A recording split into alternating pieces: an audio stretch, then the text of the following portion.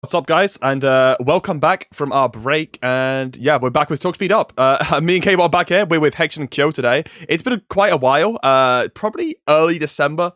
I did my last one of these, and I was all alone. But we're back here today. Oh yeah, that's right. You did the last one because I Yeah, wasn't there. I did the last one myself. I was all alone with Bursty. And we're back with two more FT win. Well, I suppose I didn't sort my cams out properly. Yeah. You had two other people. Okay. Yeah, I just looked at the thing at the bottom. I don't. Yeah.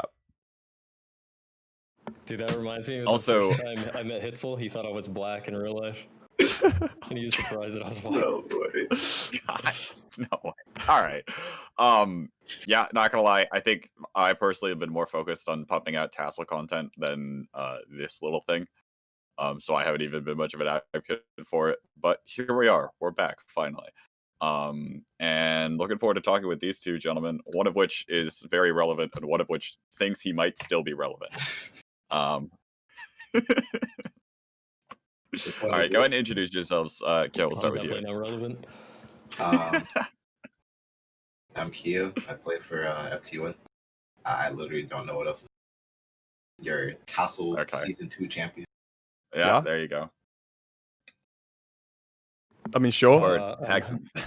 I'm Hexen. I used to play this game, and now I just help FT win. Yeah. Nice. Cool. So for any of you Splatoon Zoomers in the chat, Hexen was on what was it called? What was the tournament called? The Nintendo thing? Because it wasn't the World Championship. It was like the was it called like the World Invitational? I forget. I think it was like a World Championship. It was like an invitation. No, it was like I don't know. But it wasn't called the World Championship at that time. But it was. I forget what the title of it was. The precursor to the World Championship was won by Hexen over there on Set to Destroy X. Set to Destroy X went on a tear for about a year of time there, where they won everything until FT Win beat them. Okay, yeah. So there you go. So I mean, Hexen, for a lot of people that don't know, will be one of the four only Western players to win a World Championship, because it's been only Japan after that, technically.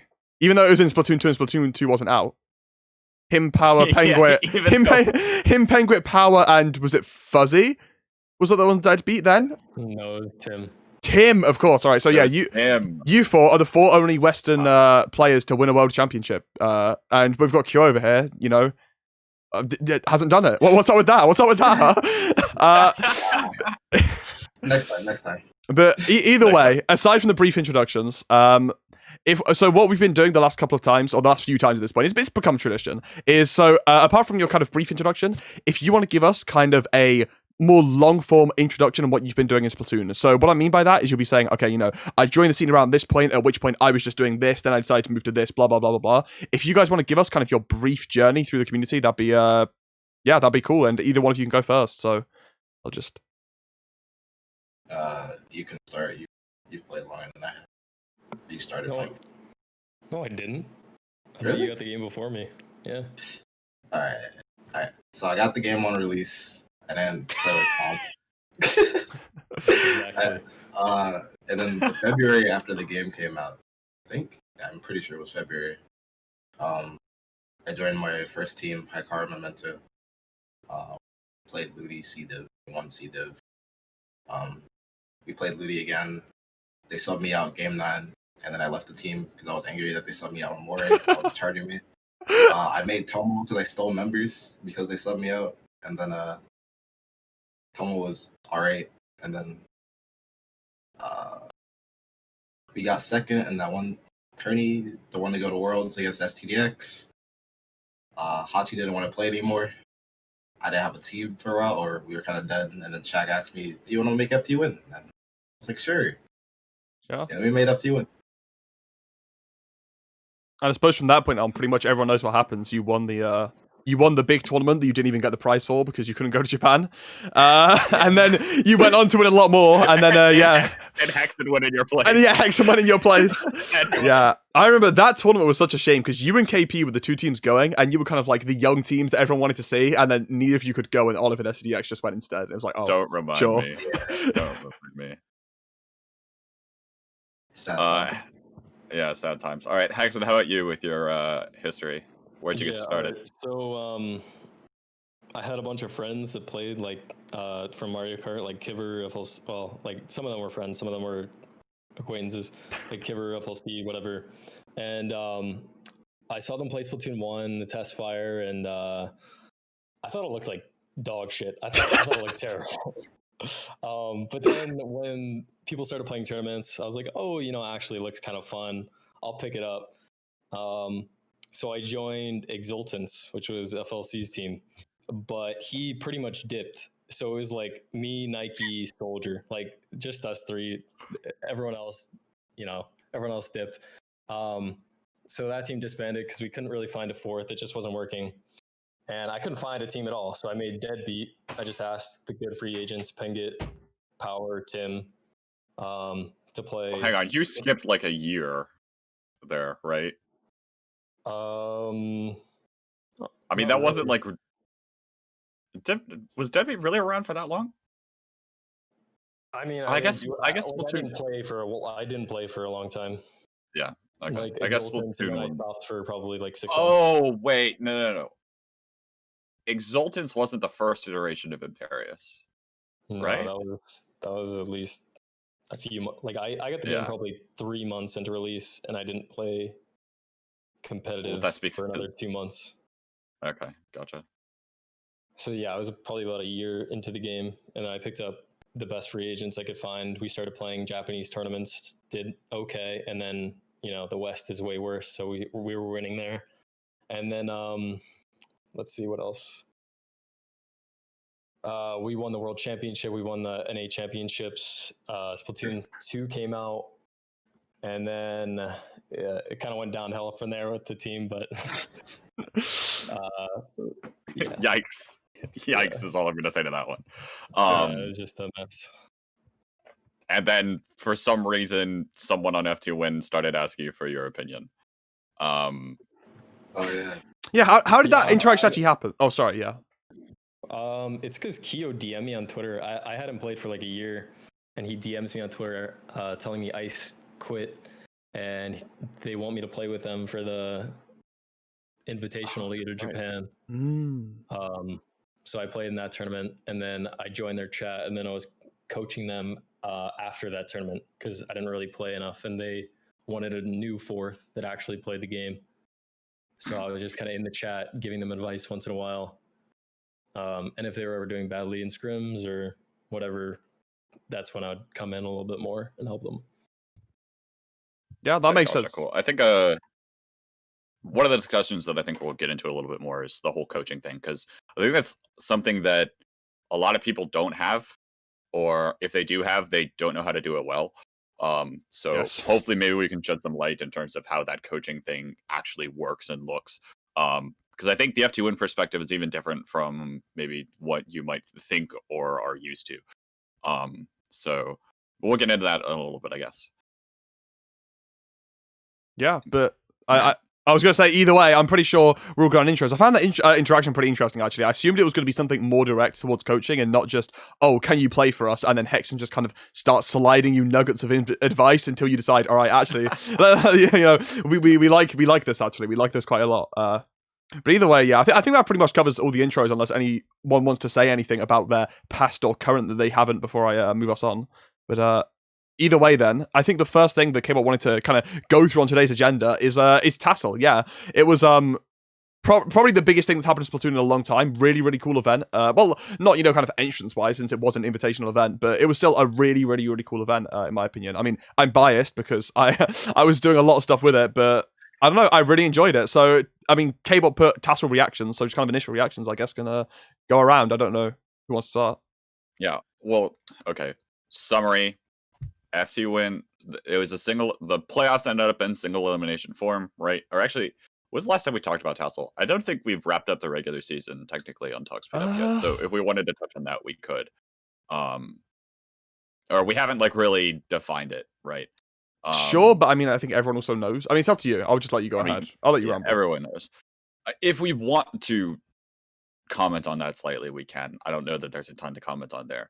But TLDR version of playoffs was why is this not coming to my memory? Starburst beat Rift 5-4 in their semifinal. FT Win beat Freeze 5-0, and then FT Win won the championship 5-2 over Starburst. So that's why I pulled the FT Win people. But yeah, so want to get your thoughts. I mean, Kyo is a player. Hexen, obviously, you were watching playoffs, to my understanding. So kind of like, what were your reactions to playoffs, the caliber of games, and kind of the league as a whole? The Starburst Rift set, it felt like we were watching which team threw the least for like the last 4 games of the set. I wanted to fight Starburst because I wanted to get the rematch because I saw Twitter were like, oh my god, Starburst is probably gonna beat FTU, and I was like, dude, he didn't play with Shaq. When we played them, we still took games. We're gonna smash them. We did. I want to fight Freeze again, except when they actually play the game, because I thought we were gonna win anyway, but I don't want them to John, so that's why I want to play them again at 9's tourney. Yeah. That's pretty much.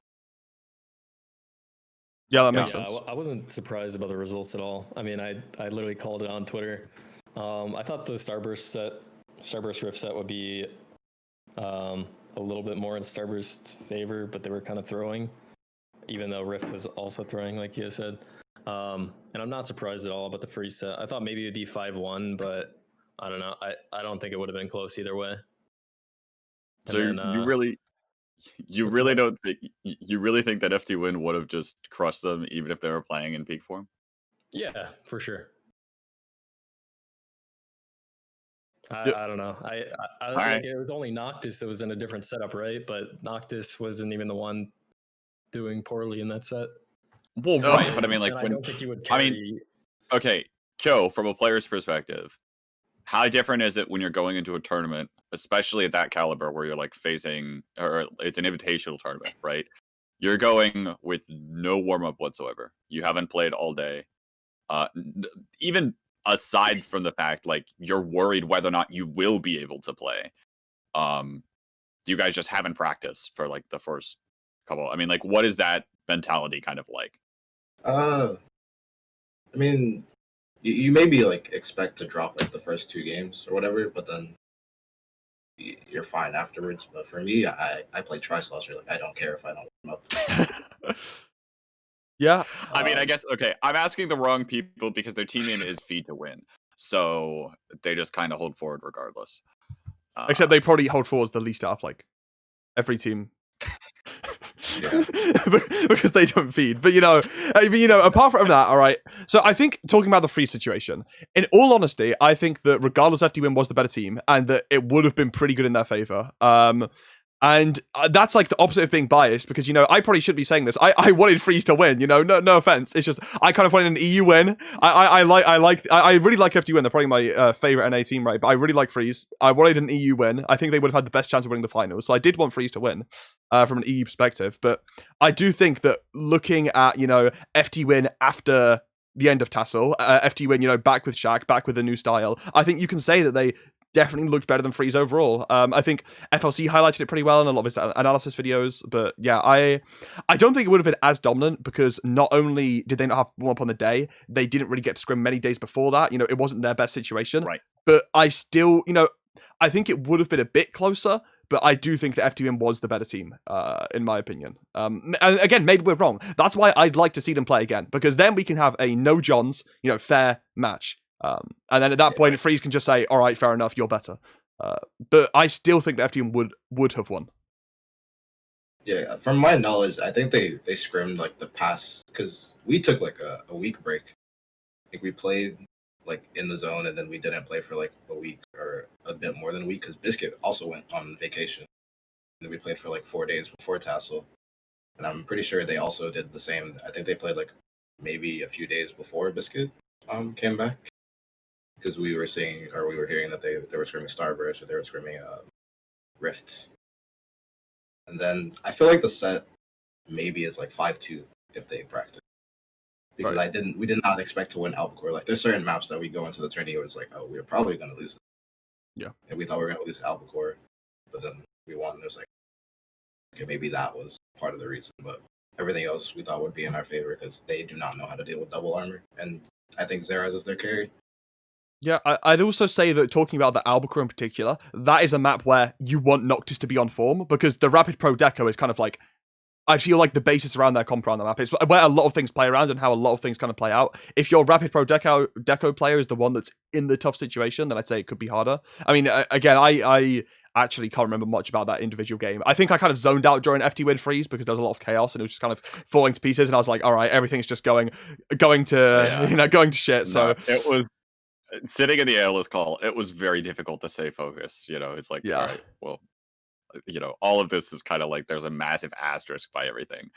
I think the other thing though, Matt, that you mentioned that I kind of want to go back on. I don't like. I think I can't remember which one of you two said. I think it was Hexen that said it.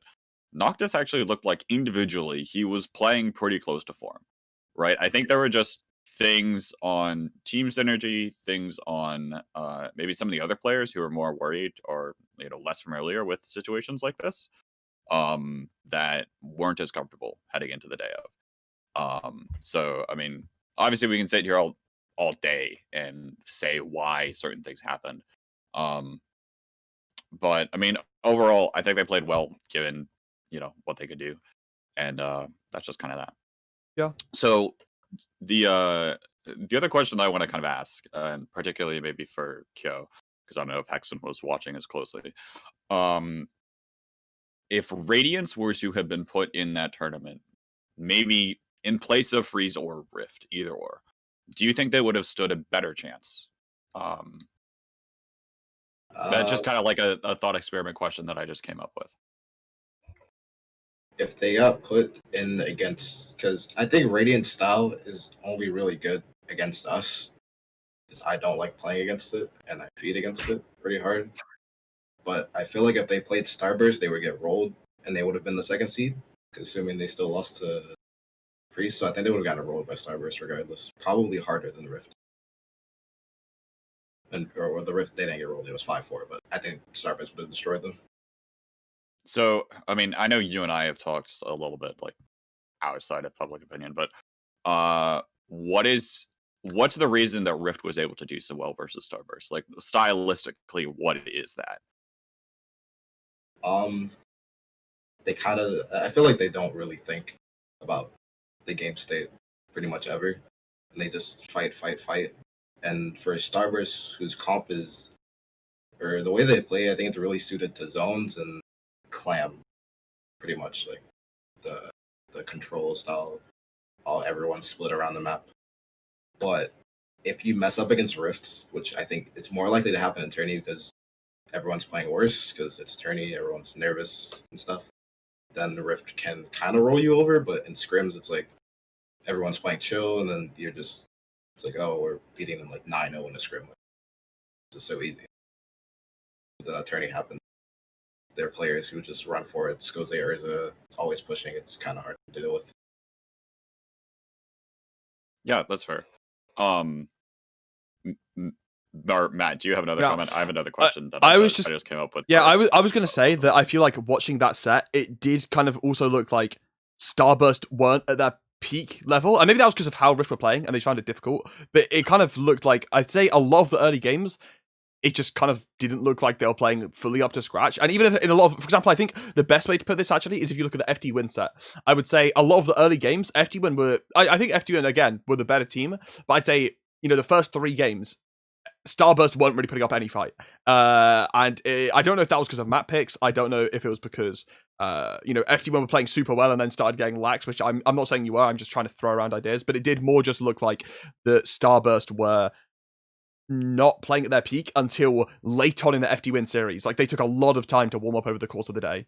I don't know particularly why that is, but that's just kind of, as an observer, what it kind of looks like to me. I think in the Rift series especially, again, if you're not really warmed up and you're not as on peak, then you can really just get punished by Rift walking forwards and just doing their, Rift kind of play where they just take fights over and over, you can really, really kind of fall to that if you're not playing at your best, which I think is what we saw in my opinion.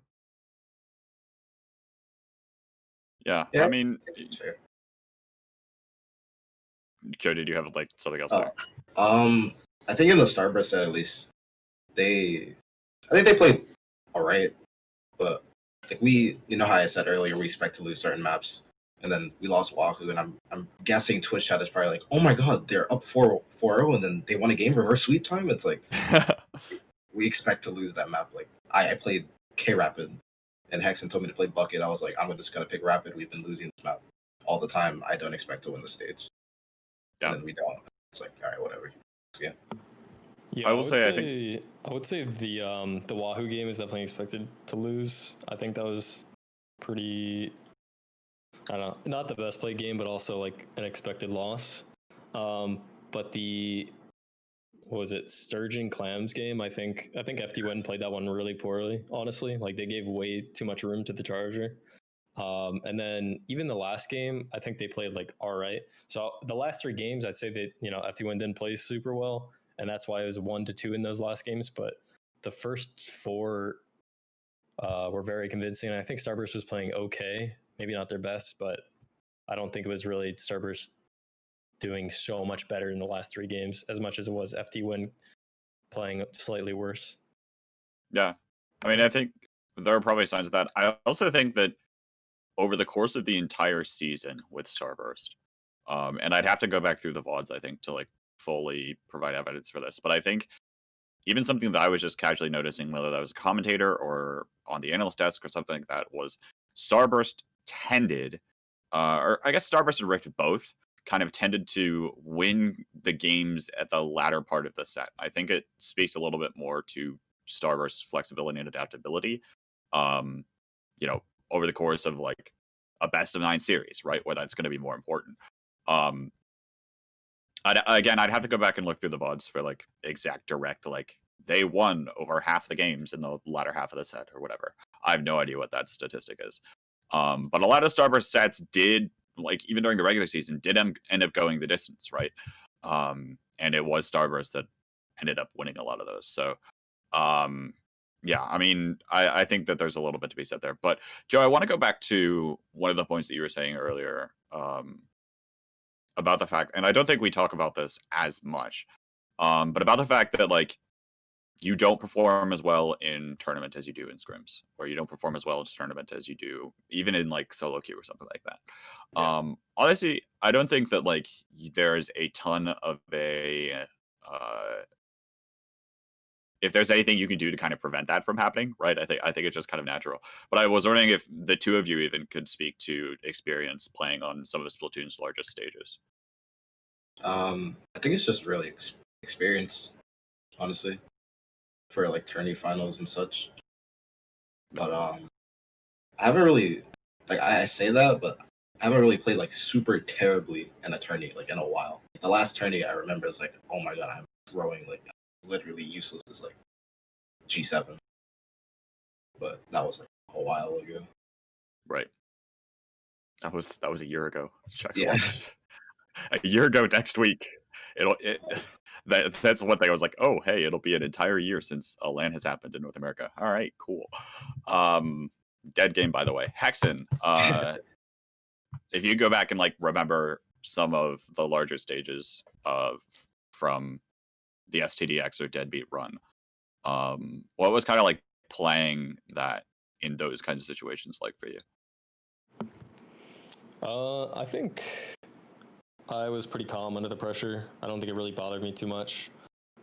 Experience definitely matters, probably more than anything, but there are definitely some players that are more tournament players that don't really get, hard nerves, and there are definitely players that get really nervous when it comes to the tournament and play way worse than they do in scrims, and that definitely shows. Yeah.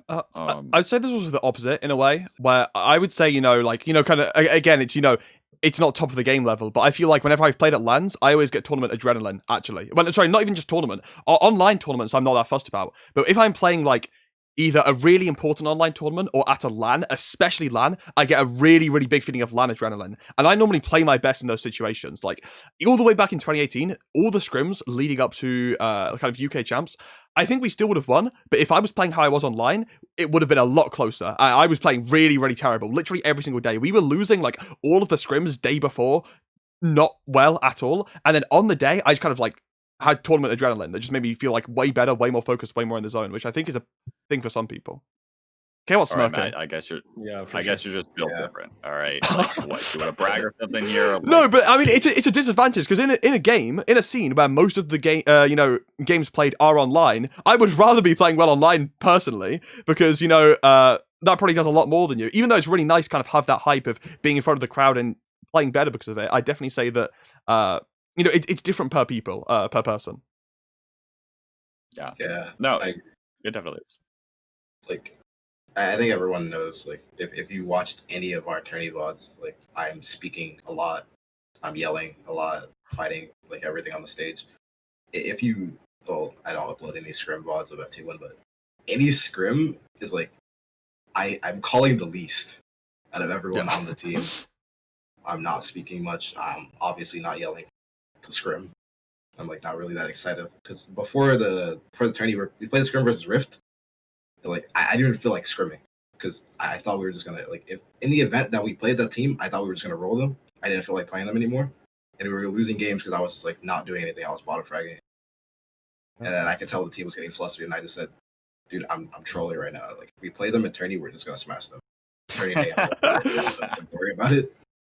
I mean, that also makes sense because I feel like, not to name names, but I definitely speak to people and they'll be like, oh, I don't think FT1 could beat Freeze this tournament because I was playing in scrims and they were struggling against us even. And I was like, that's pretty interesting to hear. But then FT1 just come into every tournament and play a lot better. And I think when you put it in this kind of perspective and this kind of light, it makes a lot of sense why. Right. People take scrims way too seriously, and they're like, "Oh my god, we took 2 games off them. Like, maybe we can win in tournament." But it's just not. There are no stakes. You're there to practice. You're there to try new things. It's just not as serious. And quite honestly, it's almost impossible to even recreate that environment, right? Yeah. Money matches, but yeah. For all of the money that's just flowing and circulating around this scene, Hexen. Some of these kids have birthday money. Gonna get that allowance money up for grabs. Joe, did you have something else? Scrims sometimes are just like they feel like mechanics practice because solo queue is so We're gonna bad say you can't something practice else. any.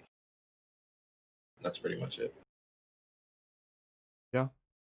I think that makes a lot of sense because I mean, this is just the other side of the tide tangent. I go into solo queue and I'm like, man, I thought my mechanics were bad. I'm absolutely rolling these kids. My aim's on fire. Then I play against good people. I'm like, oh, this is how it feels. This is what it's like to actually shoot people when they're moving and not standing still. Damn, it's this is an experience. All right. Well, I think that's kind of enough for talking about the kind of like the circumstances around TASL. It was a fun project to work on. I will say that. So it was a lot of fun, and I'm looking forward to All right, potentially a season 3, but we'll have to see. I'll have one more quick question then for everyone before we move on. Right, very very quick.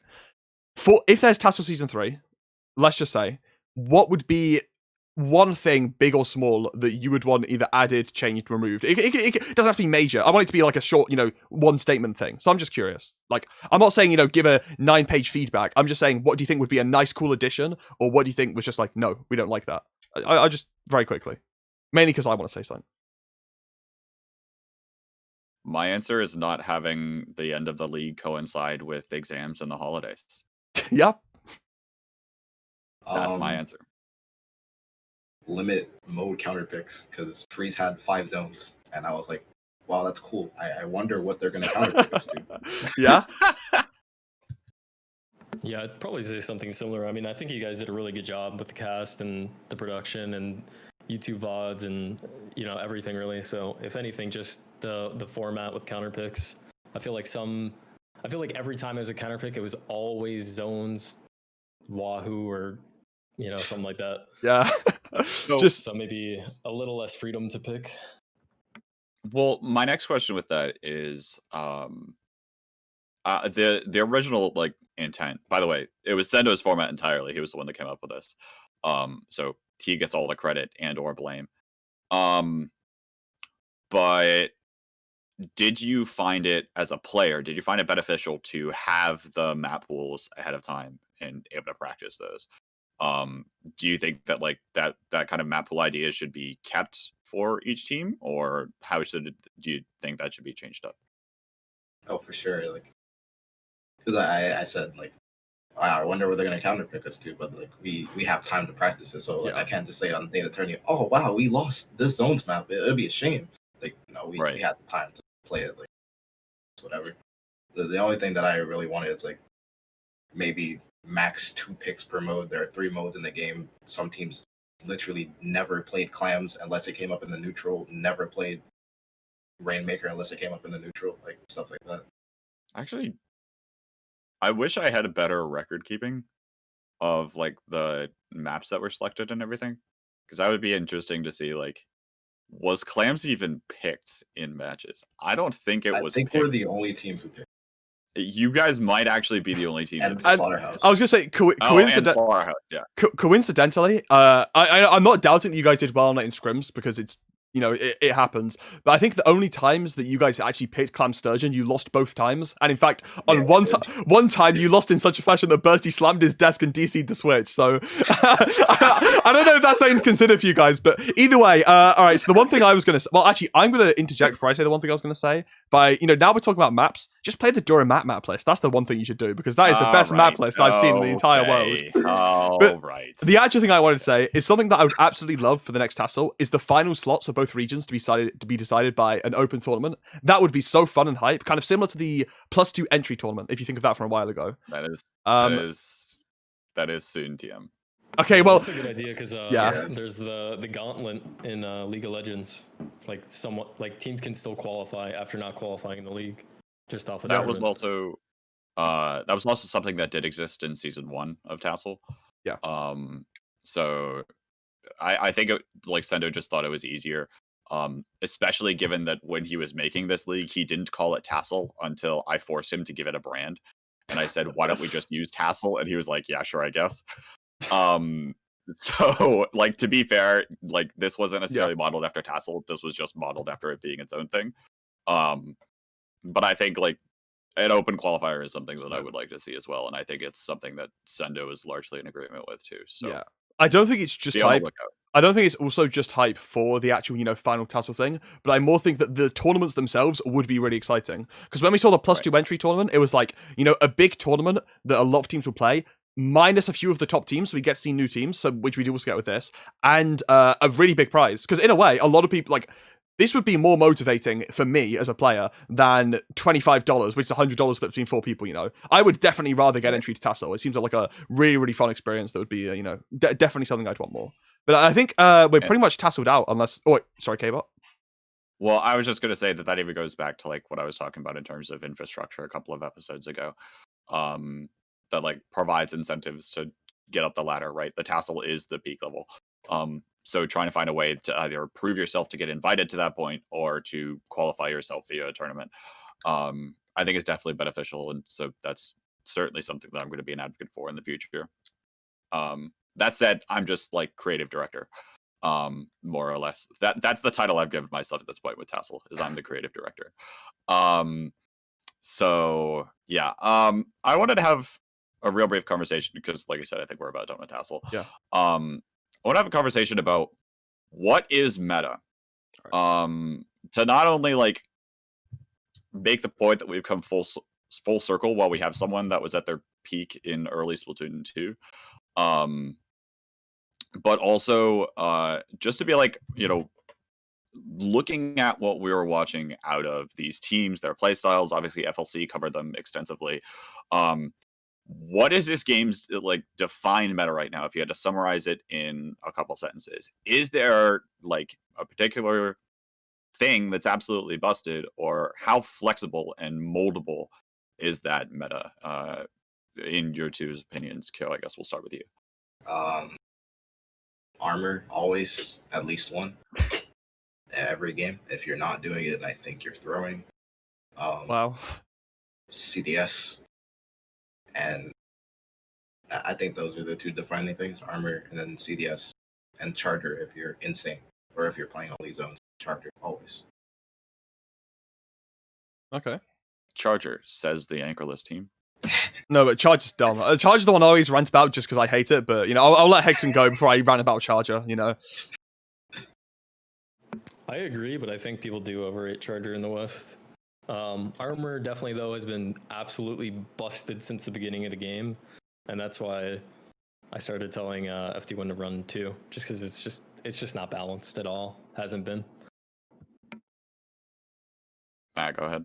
All right.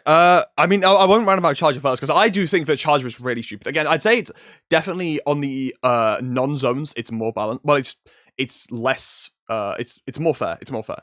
But I would say when looking at zones, I think it's a really, really strong unfair weapon. I think you definitely. The weird thing is with Charger is you can kind of. I suppose it's not as broken as armor because I'd say that playing without an armor is very, very rare. I'd say there are very minimal situations you can't do it. And I mean, Hexen and Kyo are saying, there's no situations you can do it. And I trust them more than me at this point. But I'd say Charger kind of. So. It just feels really, really polarizing to play against. It feels like if you're not playing Charger, you have to play a very specific way to beat Charger, which is what I think FD1 are doing, which is why I think in a way it's so defining. But again, I suppose that is only one mode, and in the West we're playing 4, and Armor is a lot more overall dominating, so that does make sense, yeah.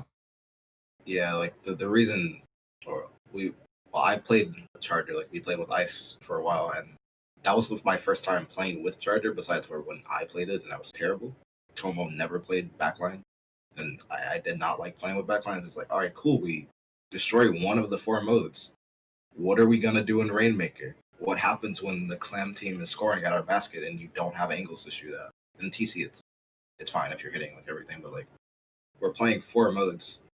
I'm really glad that you're one-tricking weapon that's good in 1. Like if you're not like up to speed, like, or if you're not like playing like insane, it's fine on zones. It's like you're still just sitting in the middle of the stage. You're still just like suction rushing. You're spamming special. But like if you're not hitting shots like always in TC, it's like, okay, dude, riding the tower. You can just play end zap and ride the tower and give me armor instead. Right. Yeah, I think there's something to be said there. I think sorry.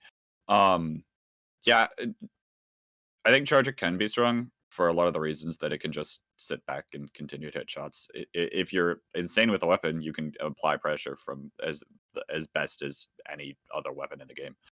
But the one thing I want to challenge, and this is a take that I've had for a while, and I'm feeling less strongly about it now. But I have not been a fan of double armor in most cases. The only times that I've really seen double armor work is literally when the entire team is holding forward. But like otherwise, I just don't see the value in double armor all of the time when you don't have a team that's always looking to engage. Like if you have a team that is very choreographed in when they're pushing or when they're looking for objectives and team fights and things like that, that I think one armor is really all you need. And you can opt for that other special to have something like bubbles if you want it, or a bomb rush, or whatever the case is. Or a cloud, or just have that as a main weapon pick. But I don't know. I think obviously the times that I've seen it work are in some of these pickups where the team is just holding forward and you can't stop them. So I guess tell me I'm wrong to anyone here. I think I could rant for a little bit about this because I say it to FT1 like all the time whenever people do it in scrims now. So it's like 2 times armor because every team has a charger besides us.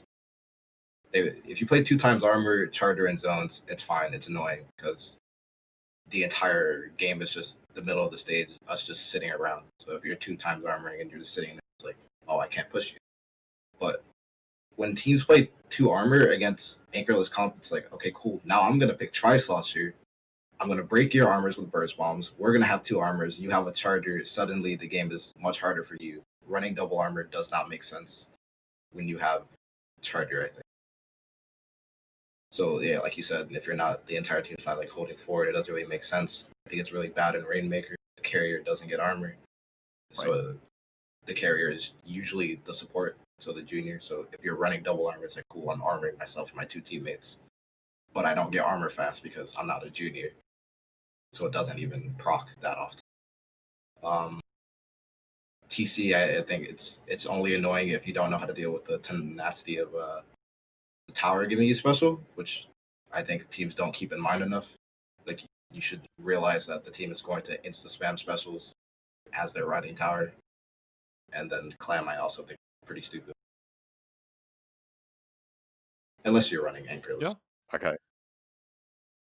Yeah. Well, I think I agree there. Again, like, it's these pickups where there aren't backlines, right? It's the pickups where you've got 2 aggros, 2 juniors, or something like that, right? Hexen, do you have any thoughts there? I pretty much agree completely with Keo. I mean, it's really good against Charger. There are a lot of ways to counteract Charger. That's just the easiest one. But yeah, I would agree that when there are teams that are like Charger, custom dualies, double armor, it doesn't really make sense. It doesn't really help them at all. Yeah, I don't agree with those comps at all. That's really all I have to say about that. I suppose the overall kind of take is that brief and every team should be running an armor. Armor is very, very good, and you always want one. Double armor is still very strong, but it's more depends on how your team's playing. It depends, on your comp, on the situation, etc. You don't just all right, let's just shove in double armor because double armor is good. If it doesn't make sense to your team, then it's not really going to find much success. In a way, similar to any other special in the game, where you're putting it in because it makes sense for you, or because it's good against the other team, or because it's good for your team, rather than double armor is just always good in the same way armor is. Something I was thinking of saying at the start that I feel like running no armor isn't as bad as people make it out to be, but the more I've thought it out and the more I've listened to everyone's points, the more I've just thought about the game right now, I can't say that.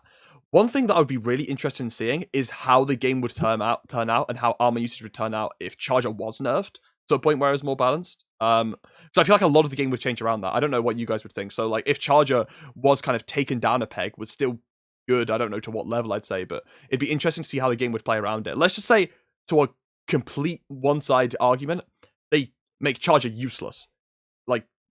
Completely useless. How do you think the game would play around that? I still think you play armor anyway, because dying in this game is so much punishing than in the first game. You could die, you get to respawn and jump in, but you die in this game, you're dead for 7 seconds. You die on a retake in zones, 3-4, it's really hard to deal with. You kind of just need something to be that what am I looking for? Sustainability as you're walking into jetpack, bomb rushes and stuff. Still think you'd play one anyway. Also, I forgot to say, playing as double armor is tilting. Even if it's not good, it's really frustrating because you can't. It's anti-fun. You can't walk forward half of the game. You have to just chill, use subs and stuff. So that's probably why it's it destroys pickups and things. No. Yeah, you definitely still see armor if Charger was nerfed. Just probably never double. Yeah. Double is pretty much only for Charger. That makes sense. Did you want to say something, Kbot, or? Nothing in particular. I mean, I think it's been covered relatively well at this point. I think my first question was wait a minute, how would you even nerf Charger? But if you're nerfing it to the point of useless, I'm taking that as it literally can't even get a one-hit kill. Yeah, I'm saying let's pretend Charger literally deleted from the game. It's banned for a week. Let's just say it. Yeah, right. So yeah, I think that's probably a fair assessment. Again, for me, it's about how you're using the armor. Are you using it to get a push? Are you using it to engage? Are you by the way, engagements can be made on defense, which is I think something we don't talk about enough. They should be used on defense, right? And I think it's if you pull the trigger in a way that catches your team off guard, you're more likely to win. As opposed to just trying to stand back and defend to the pedestal or something like that on a Rainmaker push or whatever the case is. If you can try to beat the enemy team to an engagement and win, then that's good. So in my take with that, you're only going to need one armor on that Rainmaker push, right? You're not going to need two. There's no need for it. But that was kind of a previous point. Anyway, and like you had said, I think the only real counter is throwing subs at it. If you really want to run a bomb rush, I guess you could to try to counter armor. but like, and maybe an Inkstorm, but like other than that, like those are pretty heavy counter armor measures. For a special build that's just good as it is.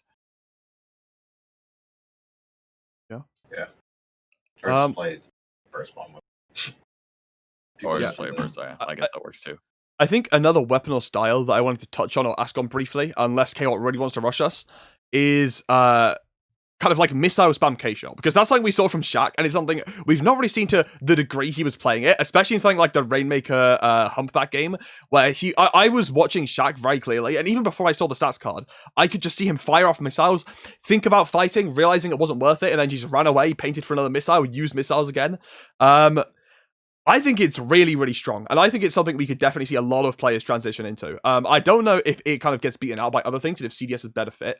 Again, a really side tangent, and again, nowhere near an important enough level to talk about, but I'm going to anyway. The other week, yesterday or 2 days ago, I was playing in some weekly, and we were like going to lose to a team we should never ever lose to, and I was like doing terrible, flexing onto weapons I never play, and I just decided to play K-Shot, not playing it ever, and just went around the entire map painting and throwing out missiles, and it's so kind of easy to play with, infuriating for the other team, and feels strong at the same time. I don't know, because Joe, you played with it. Hexen, of course, I don't know if you had any input into kind of the decision making between Shaq playing like that or the team playing it, but what are general thoughts, I guess? So, general thoughts, and as a follow up to that, what is it specifically about Shaq's playstyle that makes him so successful in that weapon? Because, like, for example, throwing Tune on that weapon obviously didn't work, and I'm not like. That's a sentiment that I think is shared by everyone. I'm not like dissing on Tune here. He's still a very skilled player. He's just not a skilled player on K-Shot. But like, what is that difference that makes Shaq's playstyle so good for the weapon? So I think I have to say this at the start because a lot of people, I think they don't understand it.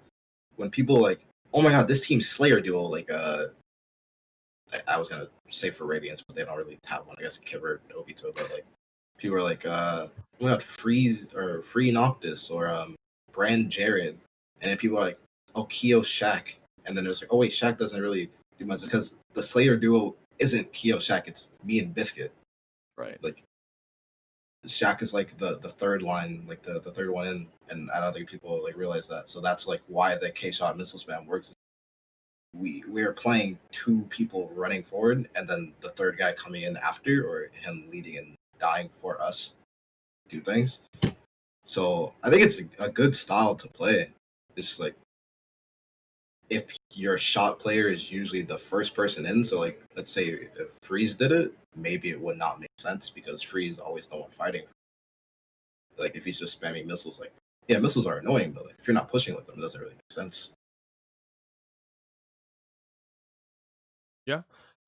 Again, it's easy to explain it from this perspective, just as how it works for me, even though it's kind of irrelevant. But I guess it always also does make sense the weekly I was playing because we were playing Ankylos. I had a K Pro and what was the other weapon? Like a K Pro and something else that walks forwards, doing all of the walkie forward stuff. And then I'm a junior player. I don't really know how to do that. Whenever I tried, I was failing. So I guess playing in that style did only work because again we were kind of adopting that basically being shit FT win for an EU weekly.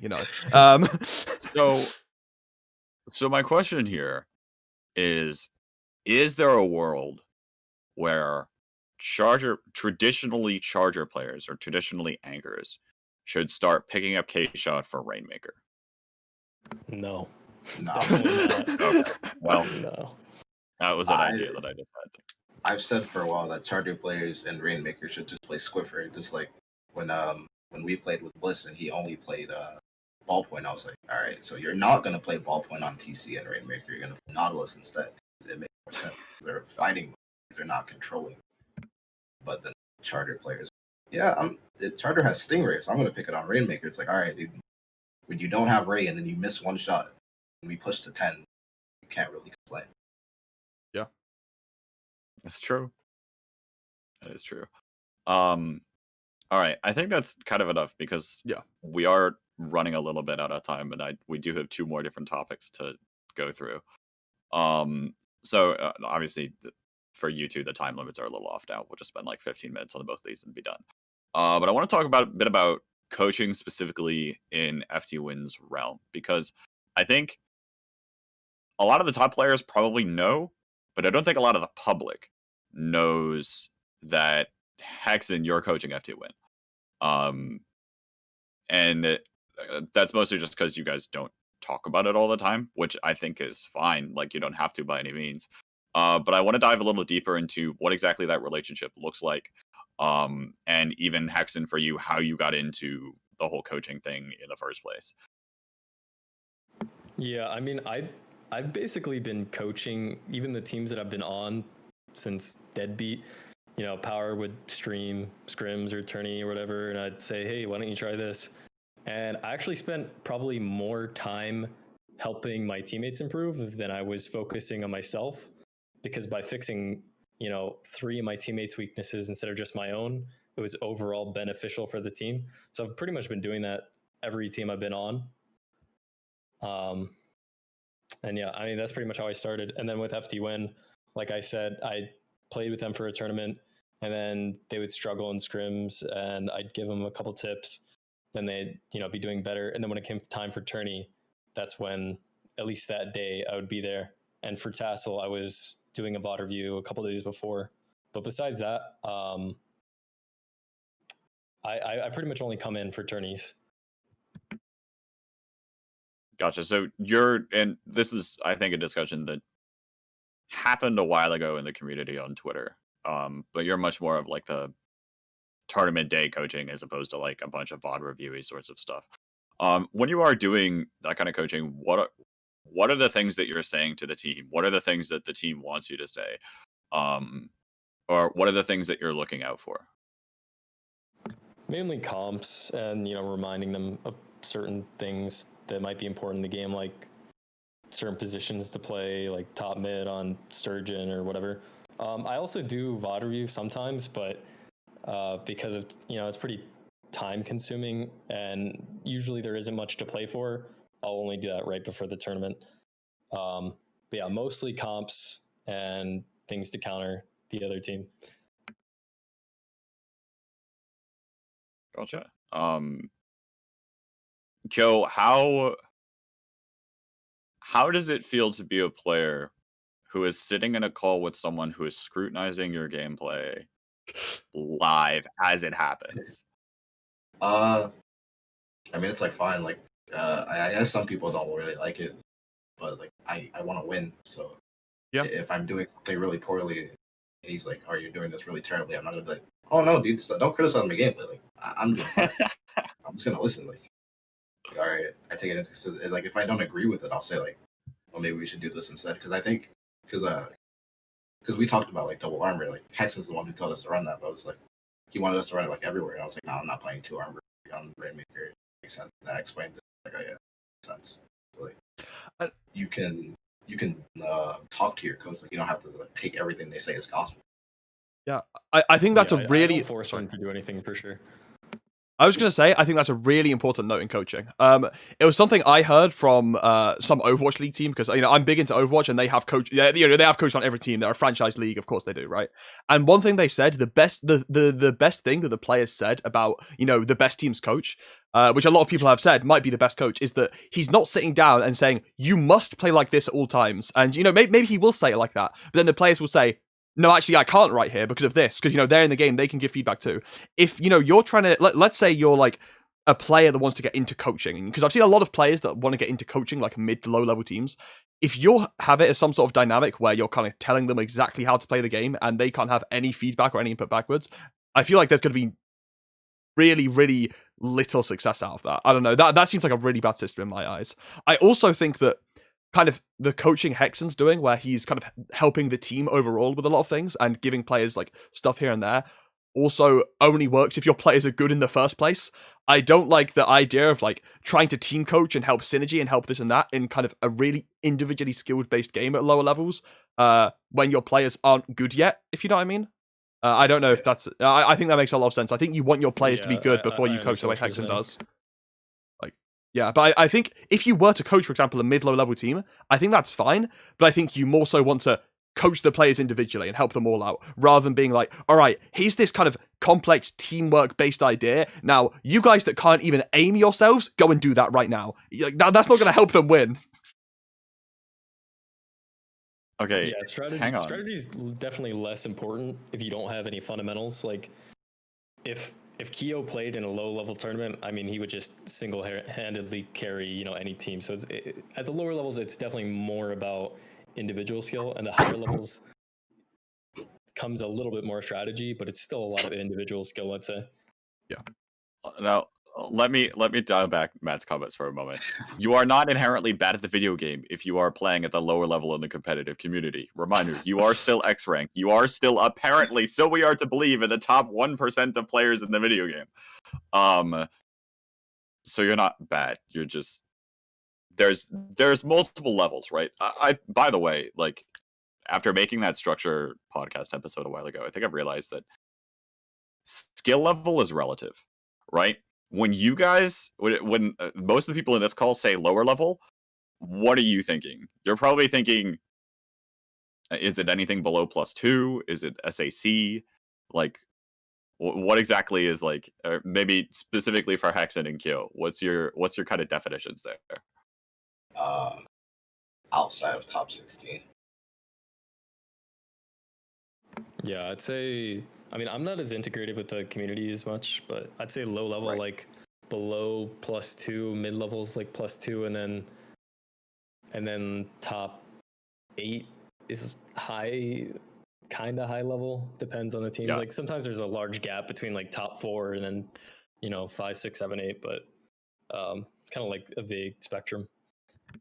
But by the way, my point here is, if you're currently playing in low ink on a consistent basis, right?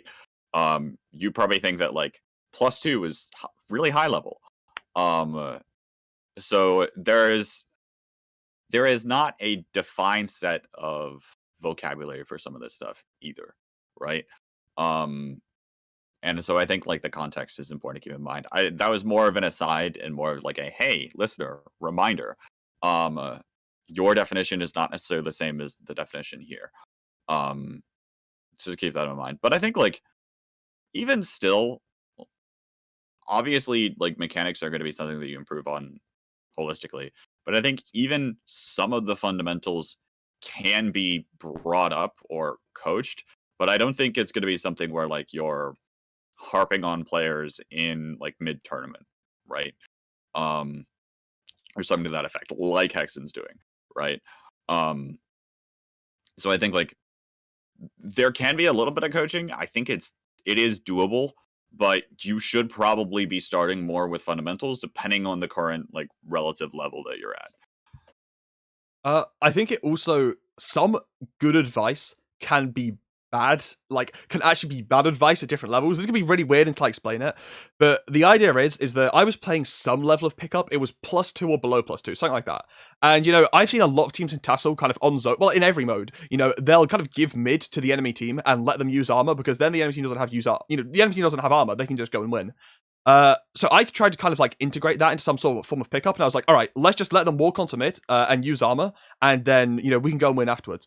The problem is if people don't get that fully at a lower level, they can just then get rolled over when they try and retake mid with armor, because they can't retake properly. Or they'll have some other flaw, like when they're trying to not take fights but still charge specials or try and take some sort of pressure, they go way too far, then they just die when their team isn't ready to fight yet. So it's kind of that idea of giving up mid and then kind of trying to retake your specials after you've made them use their resources can work really well if it's done right in the right situation. But if you're trying to integrate it into a team that doesn't even have some of the things yet, it can actually be a detriment to them and cause you to lose so many fights early on. Because I remember I tried doing that, but eventually I realized, all right, I'm just going to pop my armor at the start of the game like they do, because my team's not following up on it properly. I might as well just try and match it how they are, because it's not going to work at every level of the game if they're not doing it properly. Yeah, that makes sense. I think that's like where like an argument comes from. It's like sometimes we'll play like attorney, and the team we play like top 16.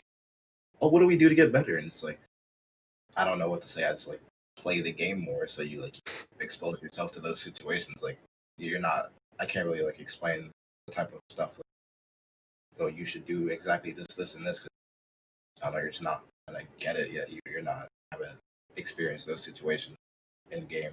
You don't really know what happens after.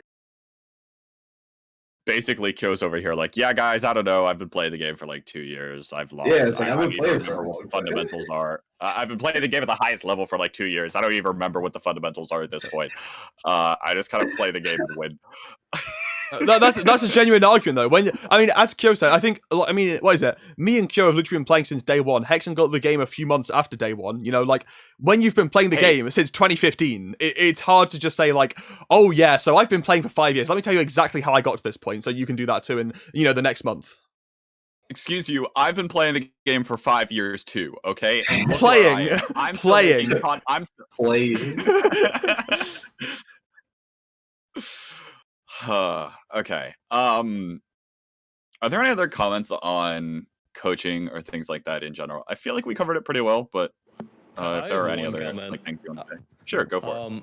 I would say the absolute biggest thing for like to actually listen to a coach and respect what they say and everything is they must have results. I see so many coaches and like I think pretty much every coach I've ever seen, for the most part, like that take themselves a little more seriously for the top 8, coaching the top 8 teams, they haven't really won. So if they couldn't do it, then maybe they don't know what they're talking about. My counter argument is there is only like 2 teams ever that have won things.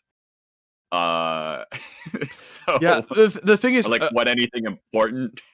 I come from like a very Overwatch background where all of the coaches in that game are literally like the equivalent of A rank, B rank players. They're literally trash at the game. Like they can't even function enough to get to like a decent rank. They're like bottom 20% players, but they spend. I guess in Splatoon it's a sort of game where no one's actually doing this. But I think you could get to a point where you're coaching like a high level team if instead of playing, because they don't play the game, they spend all day VOD reviewing and watching high level tournaments and kind of analyzing it, and they learn so much through doing that to the point where they are the best coaches in the world, while not even being good enough to get to the middle rank of the game. And I think that would be possible in Splatoon. There just aren't really players doing it because people would just rather play. But I do agree to the point where it's like, having results would be nice, but also if you literally don't play the game and spend all day VOD reviewing, then I think you could also coach. I kind of agree, but for example, in League of Legends, there are a lot of coaches that have been coaching a long time, but even former pro players that are new to coaching end up being much better coaches and much more respected. It's not like you can't coach if you don't have results, but I don't know. There's like a bit of discussion to be had in that. Just some players that don't have results talk like they do. Like they do know what they're talking about, like they did play at the, I don't know. I think Splatoon specifically is, there are a lot less players, so it's not as hard. Like if you do understand the game, you can make it to the top level. Whereas compared to Overwatch and League of Legends, there's so many players and there are so many talented players that it can be hard to get to the top level. But Splatoon, a little bit easier. And if you do understand the game, you can at least get some top 8 positions, Yeah. I mean, I think that's fair. I mean, I think that there is both an understanding of the game after you have reached a certain point of mechanics, right? Like it does take a little bit of mechanical ability, right? You can't just walk in, as we were talking about earlier, you can't just teach some, strategy or choreographed push and expect it to work all of the time when your mechanics aren't quite up to snuff. So like I think there's something to be said there too. But of course, assuming that, having a good understanding of the game comes after having played the game for thousands and thousands of hours, then yeah, like it shouldn't, if you put in the time, it shouldn't be unattainable, right? You should have all of the resources that you kind of need in order to make it there. It just requires time. Cool. Is there anything else there that we're kind of missing on coaching? Because otherwise I'll send it back over to Matt for the last kind of segment that he kind of came up with and he wanted to talk about. For a second, because I looked at the title, I was like, did I come up with this? Then I realized, no, the actual details of it, yeah, makes sense. Yeah. All right, so unless anyone interjects, then I will move us on. And that is to kind of the idea of, Kbot labeled it benefits of a core roster, but the thing that I kind of brought up was the fact that so many teams have been dying recently. A lot of teams disbanding, and it's kind of, I guess then Kbot was kind of bouncing back and wanted to talk about, what are the benefits of keeping with a solid core roster, and no better, having FT Win on is a perfect example because you guys have, I think Biscuit definitely on the recent edition, but Toon, Bursty, Shaq, and Kyo, you four plus one have been playing together for how long at this point? Do you guys have a number of how long? Because it's been ridiculously long. 2 years. Yeah, Me and it's Stu been have like 2 years. together for like 4. Right. So like, Matt originally phrased it as like, maybe we can talk about the fact that there's a lot of people disbanding. And I'm like, okay, yeah, there's a lot of people disbanding. That's all well and good. And I think that a lot of people are probably, it's coincided with a new year. So a lot of people are probably thinking, oh, maybe I'm not quite where I want to be, or New year, new me. the classic Splatoon team thing is that anytime the team thinks they can't possibly get better, they disband to try to get better with a new team. And sometimes it works miraculously, and most times it just doesn't. So, I wanted to pitch it to Kyo and maybe Hexen to some degree. I mean, you played pretty consistently with Deadbeat/STDX there for a year or so. What are kind of the benefits of keeping that core roster of people, whether it's like 3 people that you just played with forever and a day? What are kind of the benefits there, and how have you been able to keep it for so long?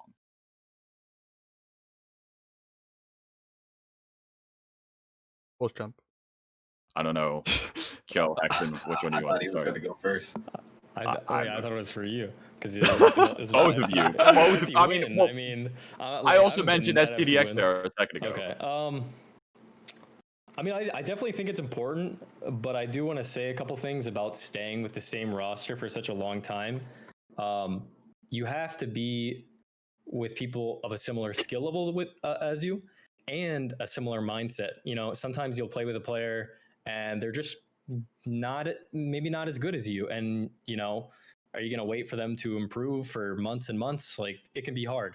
So then you might try playing with some other players. And another thing, some players just have different views on the game, different views on what they want to do. So finding players with similar mindsets is also a very important thing. And then you can look into playing with the same players. But yeah. I think some people they're like, oh, we're friends, we should play together. And then they, don't really improve. They don't really play. Some of them are playing seriously, some of them aren't. And it can cause some conflicts. Yeah, sure.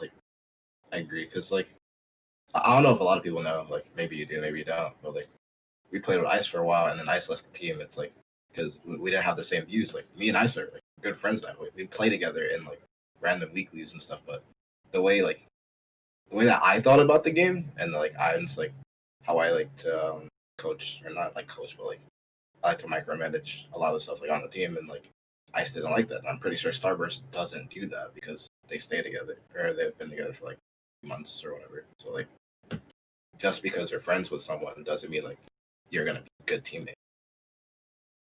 Yeah, I think that makes a lot of sense of having the same mindset in game. I think that's actually extremely, extremely important. For me, that honestly comes first a lot of the time, because I think if you look at kind of Alexei and Radiance, it's not exactly the craziest thing. So, but I think that a lot of that kind of partnering of the teams wasn't really him being kicked because they hated him. It wasn't really Alexei leaving. It was more of a mutual thing because Alexei wanted something else in the mindset of players, and Radiance wanted a different mindset in an anchor player. It just wasn't it wasn't compatible for long term for what they wanted, and that's fair enough. I think that also what I think that is a really good point to why I feel I don't really enjoy being on teams, because I don't really think I'm good at the game, and anyone at my level doesn't really have a similar mindset to how I want to play the game. And then it's just it's such an important thing in my opinion. If you're playing with 3 other players that are trying to play the game in a different way, or want the team to function differently, or have a different idea of what they want out of a team or the game, it's just not going to function. Especially if, even on like, you know, it could be something like you have two people that are really, really trying, you know, they're posting on Twitter how about they want to be, you know, they want to reach the top, they want to be the best, and you have two other people that have it as a nice little fun hobby. I feel like when you have that and you're not already the best, then you're just kind of going to struggle reaching that because everyone wants different things out of their time and everyone wants different things out of the team. It's really, really difficult. So I think to further get at that point and to go off of a comment that Curbs has in the chat there, how do you meet people that do share that similar mindset? Like, how does that happen? Like, because I think a lot of cases, especially towards mid and lower levels, when it's so saturated with people floating around or just people doing stuff on Twitter or whatever, it's difficult to really find connections to people and to have conversations about the game that are taken seriously. So how do you find people, or how did you find people that did share those similar values about the game? For me, I just, I'd see a free agent or I'd see a pickup playing and I'd say like, oh, like that guy's pretty good. And, he talks about the game, like he understands it for the most part. Like, that's how I felt with Pengit, Power, Tim. I just messaged them. We played, it worked. I think I got lucky in that, but it's really just trial and error. Like I played with players before that, I didn't think were that good or, didn't play that seriously or whatever. You just have to message people, try it out, try to get in the right chats, like +1, +2, whatever. And then try playing some games. Yeah, I would also like to bounce off that and, do the weekly reminder or, whatever, because everyone always, over kind of I can't think of the word, so I'm gonna make up a word being royalized. What's the actual word for it? When you've used something way too high of a regard. But I can't think of that word, so I'm just gonna say royalize. Everyone royalize. Sorry? Idolize? I suppose so, but it's more like they put it on some stupid pedestal that should not exist on. Remember that +1 and +2 are useful resources for meeting people, but if you actually want to get things going, DMs are always going to work better. It's much better to DM someone that is on your level and you think have the same mindset rather than just like, oh, if I get into +2, then I can ping in +2 every day, and eventually I'll find a pickup that I like. You're like, that's not going to happen. Don't again idolize those servers too much, as I guess the best way to put it, as Hexen said. But that's just kind of the weekly. Don't love +2. It's not the best. It's not going to save you. Yeah, Shax just randomly DM'd me one day, and I'm like, all right, cool, play together. Yeah. So yeah, I don't think a lot of you go. No, go ahead. I don't think a lot of people DM enough. Like they just expect things to happen. Like they'll put a free agent post out. It's like, yeah, I'll get picked up eventually. That's just not how that works. Like, yeah, if you just wait and play solo queue, it's not going to happen. What you really should be doing if you're a free agent wanting to get to a higher level is you play with a pickup in a tournament, play against some teams. People will figure out like, hey, this guy's pretty good. Maybe they'll ask you to play, or you should ideally ask, another team to play or some pickups. And then you gradually climb the ladder. And if you do anything else, you're just waiting to get lucky, really. Yeah. Because like Hexen asked me the other day because Hexen is like a play at the forefront in scrim or whatever, and he was like, "Where did you find like Biscuit? Like it's like cracked." And then I was like, I just saw him like randomly playing, or he played with INC, and then FT1 didn't have a fourth member, and I was like, I kind of like the weapons that he plays. And then INC like died, and I DM like Simo because I want to DM Biscuit because obviously you ask the person. They're gonna say, like, "Oh yeah, I'll be great," and I'll be great fit. And I DM Simo, I was like, "What was Biscuit like on INC? Like, what did he do? How did he talk about the game?" And then he told me. So, hang on, time out for a second. Like, pause button, because that's like high level recruitment versus forming pickups or forming teams and like making teammate bonds with one another, right? Like, I mean, pause. All right. Things. Don't go behind people's backs to just try to ask them how they played. Like we don't need like that. Okay, I'll be the mid-level bar then. I'll be our nice mid-level, always coming in to settle things out with all the good people saying things. No, but I mean, look. Player. All right, sorry, yeah, I'm a +1 player. Sorry, I'm a top player. I'll talk about my past when I was a mid-level player before I got vouched +1. I obviously skilled up as soon as I got vouched, and I'm now a god of the game. But either way, the like when I kind of almost got a successful project going, it was going to be good if it wasn't just people deciding they don't want to play the game. It was literally just through. I knew a couple of people that I wanted to play with already, had experience with, and I just DM'd them saying, "Do you want to try scrimming sometime? It might not." It's what the kids call a project. I was just like, I've seen you play. I've seen you playing. I hate the word, but I don't know what else to use. It was just, I've seen you playing, or just like, do you want to try scrimming with me sometime? We'll see how things turn out. Maybe we do something, maybe we do nothing. And, eventually, we had an initial 4 people, and we were like, okay, this 4th player is good, but we just don't get along with him, in the game, and we just couldn't work with him. So we tried someone else, and then we're like, all right, we have a nice set of 4 people. Let's just play until we feel like things either do or don't work out. I think that, in my opinion, is the best way to go about things if you're not already FT win established, scouting out your recruitment agents, DMing SEMO, trying to find your best people. I think if you're just your average Joe, then that is probably just, DMing people you think are decent at the game, around your level with weapon. I think also finding weapons that you like. What Kyo said, that is a point he did make that was really, really good. I made sure to DM people playing weapons that I liked because I'm sick of playing with playing +3 and then playing with Carbon plus Luna in high-level games. It's just not fun. So I made sure to DM some, fun weapons that I wanted to play with them. I think would suit my style, and I think I would play around with well. And it worked out. It was a lot of fun to do it while that happened. And I think that is kind of the most important things to consider when you're doing that. Yeah.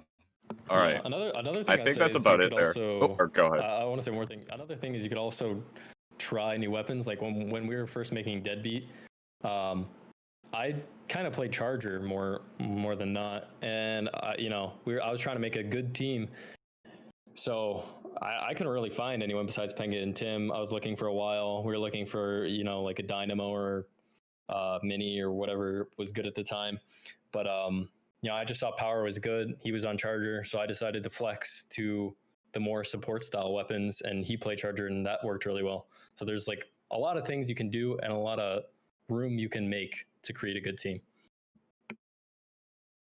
Yeah. I think that's a great point. I think we're pretty much good on the team stuff, and we can move on to the more important things. All right. All right, so the more important things that you didn't even know. Hang on, time out. The more important things that you didn't even know what it was going to be until literally probably while we were already live. Yeah, I was gonna say I actually changed it while we were live. So welcome to Mass Player of the Week, everybody. So I had a Player of the Week that I accidentally leaked Kbot, and I was really not pleased with it myself. So I changed it. It was gonna be Brooke Taylor because the mathematician because I was doing some maths this week. I just found the Taylor series really, really fun, so I was gonna give it to him. Okay. But instead, I came up with one in the middle of the podcast, way better. Actually, something that's very sensible. So instead, my Player of the Week this week, the thing I'm going to give shout out to is going to be the Duramat map list. I mean, what a beauty. What a beauty right here. Jesus. I think that if you're a team that's scrimming, you can go on sendu.inc actually. You can fill out these maps and play them. You really should be doing that rather than using the old outdated ones. If you're a TO, this map list actually perfect counter picks. There's such variety in the kind of different play styles here. You have like a really, really nice balanced thing. There is more zones than other modes, but I mean, that is because, zones is more picked, so we want more variety in the map types. I think it's really smart and intelligent what these two gentlemen put on making the Duramat map list here. So you should definitely be scrimming it, putting it in your tournaments everywhere, but yeah, that's what my Player of the Week goes to. A map list that I created with the Duracell. I guarantee you that I will not be copying and pasting this one into the next major. I might take it into consideration, but I will not be copying and pasting this one. And even if I did, I wouldn't give you credit for it. So why not? Okay, welcome. you don't need to give me credit, but why not though? What's wrong with the map list? What's wrong with the map list? Gobi zones? Really? Yeah, it was Really? played in... Dude, do you know how fun that was to watch in the zones when people were going on like hard flanks and playing different things? That was fun. Yeah, because the map is terrible. You have to go down. Yeah, but it was fun to watch. It was really fun to watch, though. It was really, really fun. Okay, apart from Gobi zones, that's the controversial pick of the list. We don't have albacore zones in there? Really? Yeah, okay, What do you want to thing that I was looking at? Do you want to put in 90 charger maps? Look, we almost put in Moray and camp zones for the fun of it. We literally almost put in Moray and camp zones because me and Dura thought it would be funny. So you okay, all right. Well, all right. Enough of this. Also, by the way, I think we need to question this man's sanity because I think he just said that the Taylor series was fun. So just remember that, everyone, next time that you need to take a look at that. But anyway, think it's about time we move on to outros. So we'll start with the guests. Where can they find you? Do you have any other shout outs or things like that? Kyo, we'll start with you. KyoChan DXD. It's on the screen. It's on Twitter, Twitch, and YouTube. I stream a lot. I don't really upload a lot, but find me in those 3 places. That's pretty much it. Shout out to my teammates. So to Shaq for playing TASL while also being in school, kind of at the same time. He was not playing TASL while also at school. He was on a holiday break. No. He had exams and he still played because I complained enough about him saying you do both at the same time. He better not fail. He better not fail. There are 2 different stories here because I've also heard that Shaq was like, my team needed me. So I came back and I saw that, like painting himself as the hero here. All right, so you 2 need to like hash this out. You need to do it on stream in public so I can watch and eat popcorn while I do it. All right. Honestly, oh wait, sorry. I'll let Hexen. Yeah, I'll let Hexen do his outro and shout outs first. Shout out to Bursty's Extravaganza. Oh, And, what? No.